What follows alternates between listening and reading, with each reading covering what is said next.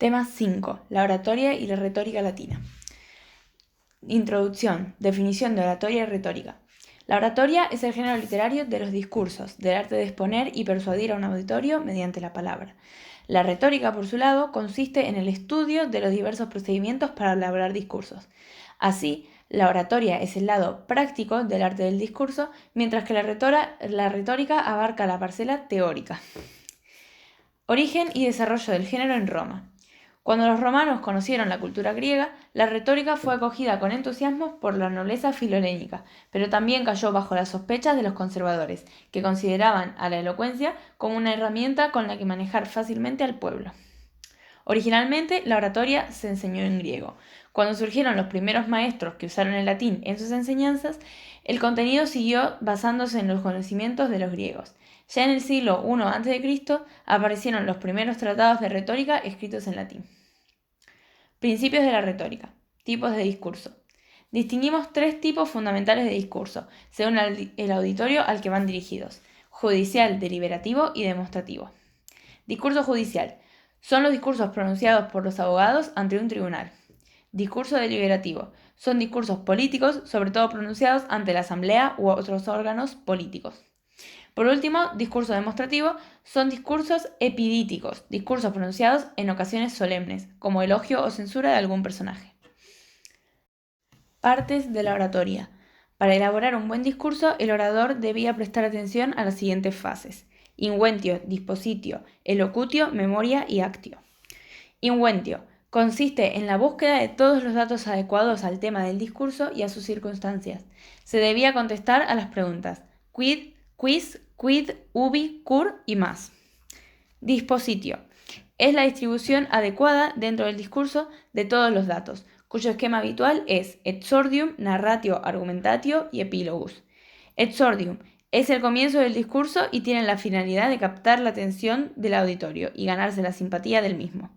Narratio es la exposición de los hechos de manera concisa y clara. Argumentatio es la acumulación de pruebas y testimonios a favor y la refutación de los argumentos de la parte contraria. Por último, epílogus es la parte final del discurso, con los objetivos de refrescar la memoria haciendo una recapitulación e influir en los sentimientos del auditorio. Luego tenemos la elocutio entre las partes de la oratoria, las fases de la oratoria. Es la redacción correcta del discurso para conseguir la persuasión, enseñando, agradando y conmoviendo. Memoria consistía en aprender de memoria el discurso ya redactado. Actio. El orador se expresa oralmente ante un auditorio. La voz, el gesto y los movimientos deben guardar relación con las palabras y las ideas. En resumen, las 5 fases del discurso son inguentio, dispositio, elocutio, memoria y actio. Y dentro de la dispositio se hace una distribución en 4 puntos: exordium, narratio, argumentatio y epilogus. La retórica latina. Cicerón. Cicerón, que vivió desde el 106 hasta el 43 a.C., es el autor más representativo del género. De él conservamos tratados y discursos. Vive en el período de las guerras civiles entre César y Pompeyo. Estudió gramática y retórica en Roma, teniendo como maestros a los mejores oradores de la época.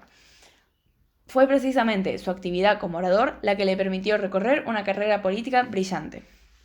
Su obra oratoria se divide en 2 grandes grupos: los discursos judiciales y los discursos políticos.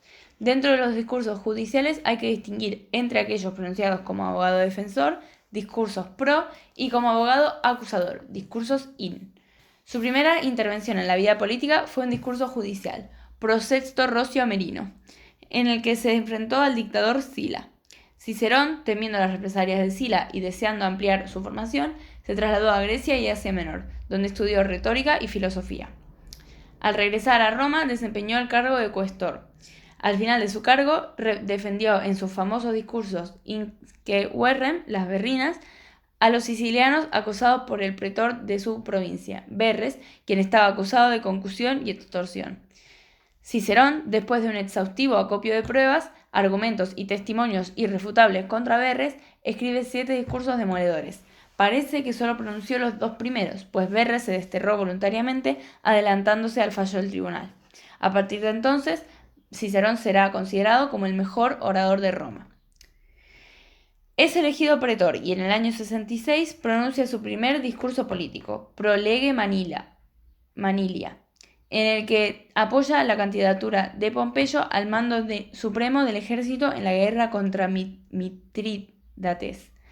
Cicerón buscaba con ese discurso la amistad del general. Los éxitos de sus discursos judiciales aceleran su carrera política, y en el año 63 a.C. es nombrado cónsul, la suprema magistratura republicana. Durante su cargo fue descubierta la conjuración de Catilina. Cicerón pronuncia sus famosos discursos In Lucium Catilinam, las Catilinarias. Catilina, candidato al consulado junto con Cicerón, no es elegido y trama una conjuración para hacerse con el poder, incluyendo en ella el asesinato de Cicerón. Pronuncia contra Catilina 4 discursos en el Senado, el primero de ellos en presencia del propio Catilina, al que señala acusadoramente una y otra vez. 3 años más tarde, Cicerón, acusado por los populares de actuación ilegal en la condena a muerte de los conjurados, es desterrado, pero un año después vuelve a Roma por mediación de Pompeyo. Retirado de la vida pública, escribe tratados de retórica, como Orator, el orador, y De Oratore, sobre el orador, al igual que tratados de filosofía. Tuvo la ocasión de tomarse la revancha contra Clodio, que lo había desterrado, en otros 2 discursos. Defiende a Celio, ex amante de Clodia, hermana de Clodio, en su discurso pro Caelio, porque Celio fue acusado de intentar envenenarla, a la hermana de Clodio. Cicerón aprovecha la oportunidad para poner en picota a la hermana y de paso al hermano con un ataque rebosante de ironía contra la infamante vida privada y pública de ambos. Pronuncia también el discurso Pro Milone, obra maestra de oratoria judicial. Milón había matado a Clodio en un encuentro callejero entre bandas rivales, de las que ellos mismos eran los respectivos jefes. Cicerón pronuncia esta defensa en el foro, en un ambiente tenso entre gritos e insultos mutuos de los partidarios de ambos cabecillas. Al estallar la guerra civil entre César y Pompeyo, Cicerón apoya políticamente a Pompeyo. Tras la derrota de Pompeyo en Farsalia, vuelve a Italia, donde César lo recibe generosamente. Cuando César es asesinado y Antonio pretende ocupar su puesto, Cicerón se opone pronunciando 14 discursos, las Filípicas.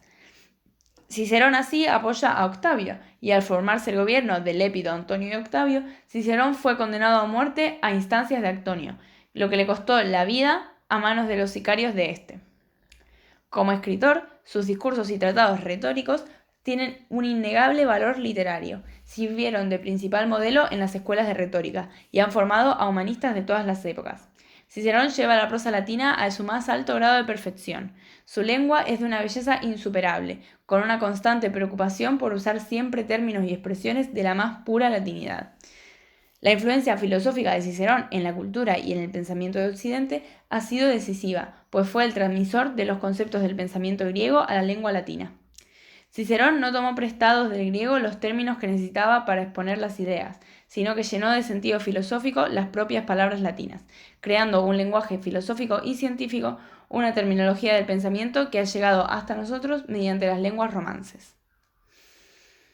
Quintiliano. Durante el imperio, la oratoria empieza a perder su utilidad pública. La oratoria judicial y deliberativa experimenta un retroceso, porque el Senado dependía cada vez más del emperador. En cambio, la elocuencia se cultiva en las escuelas como un arte, en el sentido más estricto. Así, el género retórico más cultivado es ahora el epidítico. Los profesores de retórica presentan a sus alumnos modelos de declamación. Quintiliano, que vivió en el siglo I después de Cristo, era natural de Calagurris, la actual Calaonda, aunque fue educado en Roma. Vespasiano hizo de él el primer profesor de retórica a sueldo del Estado, y Domiciano le encargó la educación de sus sobrinos y le concedió la dignidad consular. Su obra principal, Instituto Oratoria, dividida en 12 libros, está basada en un vasto conocimiento teórico y en su propia experiencia en la escuela y su práctica como orador. Intenta que su obra sea un plan de enseñanza oratoria dentro del marco de un programa de educación y formación general. Quintiliano señala a Cicerón como modelo supremo frente a las aberraciones de la retórica y en contra del estilo de Séneca, convertido en moda. Forjó su estilo a partir de Cicerón, aunque sin renegar completamente de los nuevos tiempos. Es muy consciente de la decadencia de su arte, cosa que prueba en un estudio titulado De Causis Corruptae Eloquentiae, Cree que la razón principal de la degeneración se debe al abandono de los modelos clásicos, pero no entró en un análisis de las causas políticas y culturales que eran mucho más profundas.